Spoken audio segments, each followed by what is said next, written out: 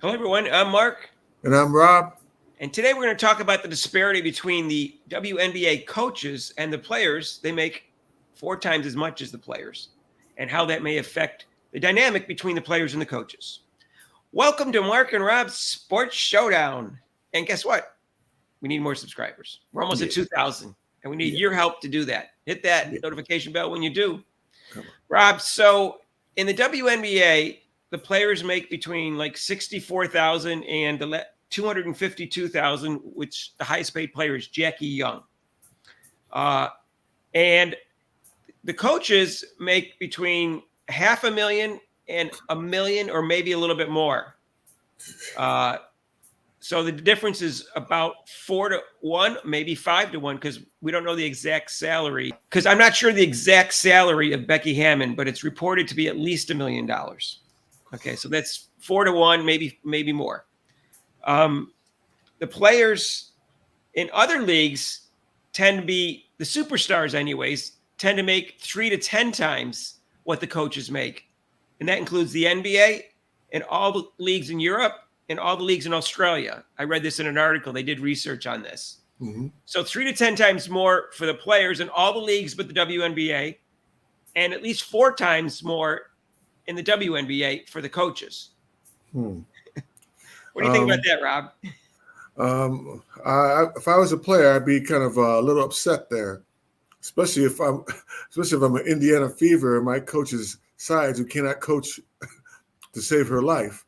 Why is she making more than me and she can't even coach?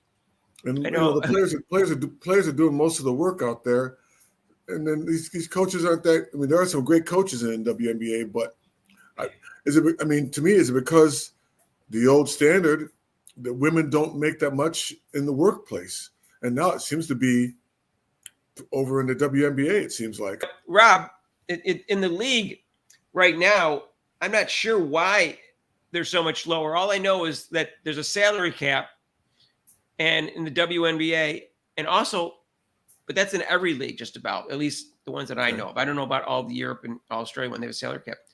Okay. But in the WNBA, they're also losing money every year, so they can't afford to pay the players anymore. They may change this year with Caitlin Clark, but let's just deal with what we're dealing with right now. Well, maybe if they promote their product better, and then, especially this year, you think that they have a person who's come in and is making money for them, yet they still are not promoting her or treating her like crap. Doesn't sound right to me. Rob, please stop making sense. It does not. That's not consistent with how the WNBA want to do things. Okay, you mean market it properly and have good public relations? Oh, stop it. Now, Rob, let me ask you this. You're a former coach. So how does that change the dynamic in a situation where the coach makes a lot more than the player as opposed to the other way around?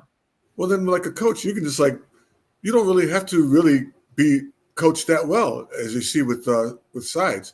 You can just do what you want because, I'm getting paid big money. And so what do I care? I just say, hey, I'll just throw you out there and, hey, follow this play, do this. It's cool because I'm getting money, and you're not. No wonder they have to go over to Europe and play. Well, Rob, how about the power struggle? Tell me about the power struggle. How will that affect the power struggle between the players and the coaches, given the disparity in salaries? I think it's a big factor. I mean, if I was a player and my coach is making more than me, but I'm putting more of the effort out there, I'm out there getting hammered and playing 40 minutes, and you just stand there on the sidelines chilling and call your timeout whenever. It would kind of lead to a little dissent on the players towards the coach. I'm pretty sure it would be.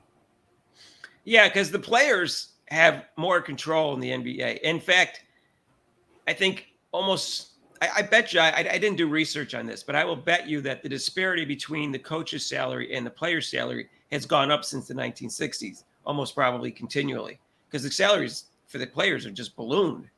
And the coaches have not kept pace. So I have a feeling the difference between the superstars and the coaches is greater almost every year since the 60s. So I think that gives the players more power than they used to have. And in the WNBA, I think they have less power. Maybe that's why they're always angry. Well, Rob, I just found that interesting. So that's our take for today. And if you haven't subscribed yet, please do so and hit that notification bell when you do. And feel free to like this video if you liked it. And why wouldn't you?